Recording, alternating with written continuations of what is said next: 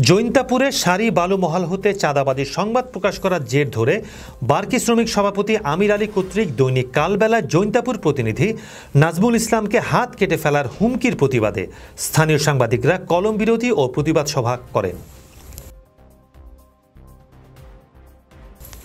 এই সময় জৈন্তাপুর উপজেলার সর্বস্তরের প্রিন্ট ও ইলেকট্রনিক মিডিয়ার সাংবাদিকদের পাশাপাশি গোয়াইনহাট উপজেলা প্রেস ক্লাব ও স্থানীয় সাংবাদিকরা কলম বিরতি ও প্রতিবাদ সভায় অংশ নেন।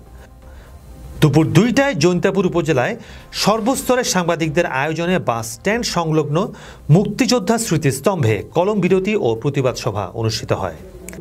সভায় উপজেলা প্রবীণ সাংবাদিক ও জৈন্তাপুর প্রেস ক্লাবের সাবেক সভাপতি ফয়েজ আহমেদের সভাপতিত্বে ও জৈন্তাপুর অনলাইন প্রেস ক্লাবের সাধারণ সম্পাদক রেজওয়ান করিম সাব্বিরের সঞ্চালনায় স্বাগত বক্তব্য রাখেন সিনিয়র সাংবাদিক দৈনিক জালালাবাদ পত্রিকার জৈন্তাপুর প্রতিনিধি গোলাম সরওয়ার বিলাল। জৈন্তাপুর প্রেস ক্লাবের অর্থ সম্পাদক মীর শোয়েব আহমেদ, জৈন্তাপুর প্রেস ক্লাবের প্রকাশনা সম্পাদক এবং বাংলা টিভি জৈন্তাপুর গোয়াইনহাট প্রতিনিধি দুলাল হোসেন রাজু, জৈন্তাপুর অনলাইন প্রেস ক্লাবের সভাপতি এম রুহেল, জৈন্তাপুর প্রেস ক্লাবের সাধারণ সম্পাদক আবুল হোসেন হানিফ, গোয়াইনহাট প্রেস ক্লাবের সাধারণ সম্পাদক করিম মাহমুদ লিমন, দৈনিক আজকে সিলেটের প্রতিনিধি ইমাম উদ্দিন। বক্তারা বলেন, শ্রমিকদের জিম্মি করে চাঁদাবাজির সংবাদ প্রকাশ করায় সাংবাদিক নাজমুল ইসলামের হাত কেটে ফেলার হুমকিতে তীব্র নিন্দা জানানো হয়।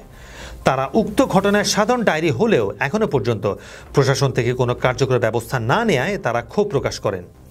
সেই সাথে শ্রমিকদের কষ্টার্জিত বালু উত্তোলনে চাঁদাবাজির সাথে জড়িত ও সংশ্লিষ্টদের বিরুদ্ধে আইনগত ব্যবস্থা গ্রহণেরও আহ্বান জানানো হয়। প্রতিবাদ সভা শুরুর পূর্বে উপস্থিত সকল সাংবাদিকগণ মুখে কালো কাপড় বেঁধে কলম মাটিতে রেখে বিরতি কার্যক্রম শুরু করেন।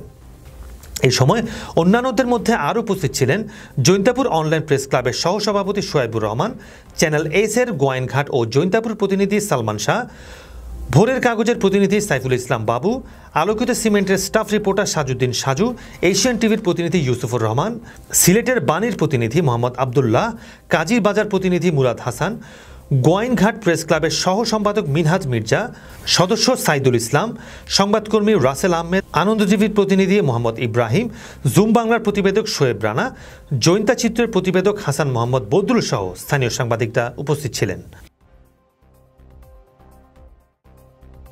সাংবাদিকদের কলম বিরতি চলাকালে তাদের সঙ্গে সহমর্মিতা ও সংহতি প্রকাশ করে সবাই অংশগ্রহণ করেন জৈন্তাপুর উপজেলা বিএনপির সাধারণ সম্পাদক আব্দুল হাফিজ।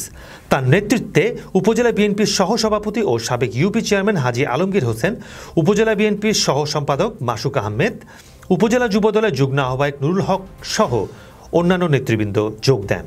সাধারণ সম্পাদক আব্দুল হাফিজ সাংবাদিকদের হুমকির ঘটনায় তীব্র নিন্দা জানিয়ে তাদের পাশে থাকার আশাবাদ ব্যক্ত করেন। তিনি বলেন, সাংবাদিকরা সমাজের দর্পণ, সমাজের অনিয়ম, দুর্নীতি ও অব্যবস্থাপনাকে তুলে ধরতে সাংবাদিকরা উপজেলায় কাজ করে যাচ্ছেন। এ সময় তিনি বলেন, সাংবাদিকদের মুখ বন্ধ করার ক্ষমতা কারো নেই।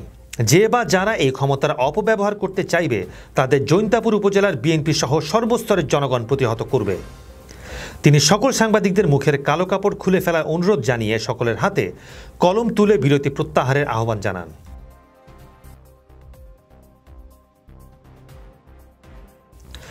সভার সভাপতি ফয়েজ আহমেদ আব্দুল হাফিজের হাত থেকে কলম গ্রহণ করেন এবং সম্প্রতি সময়ে ঘটে যাওয়া ঘটনার উপযুক্ত বিচার দাবি করেন।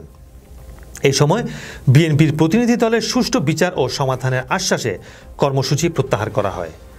উপজেলা বিএনপির প্রতিনিধি দলের সাথে আরও ছিলেন সহসভাপতি ও সাবেক ইউপি চেয়ারম্যান হাজী আলমগীর হোসেন, উপজেলা বিএনপির সাবেক সহ সম্পাদক মাসুক আহমেদ, উপজেলা যুবদলের যুগ্ম আহ্বায়ক নুরুল হক সহ অন্যান্য নেতৃবৃন্দ।